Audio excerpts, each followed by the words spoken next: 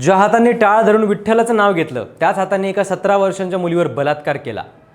हो, अहिल्यानगरच्या ढवळपुरी इथल्या श्री दुर्गादेवी वारकरी शिक्षण संस्थेचे अध्यक्ष यशवंत थोरात उर्फ अण्णासाहेब गुंजाळ यांच्यावर गेल्या 5 वर्षांपासून एका अल्पवयीन मुलीला मारहाण करून तिच्यावर अत्याचार केल्याचा आरोप आहे।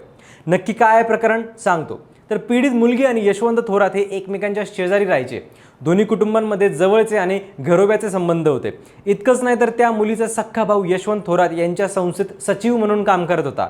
याचाच गैरफायदा घेऊन यशवंतने त्या मुलीवर वाईट नजर ठेवली होती। 2021 पासून म्हणजे ती मुलगी 8वीत असल्यापासून हा यशवंत तिच्यावर अत्याचार करत होता।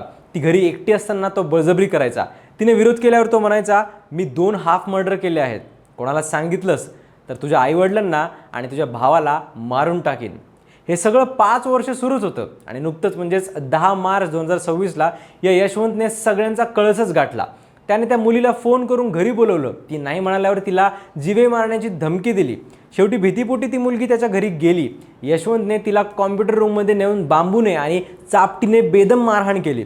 एवढ्यावरच तो थांबला नाही तर त्याने गॅसवर लोखंडी पक्कड गरम करून तिच्या शरीरावर चटके दिले आणि नंतर तिच्यावर बलात्कार केला।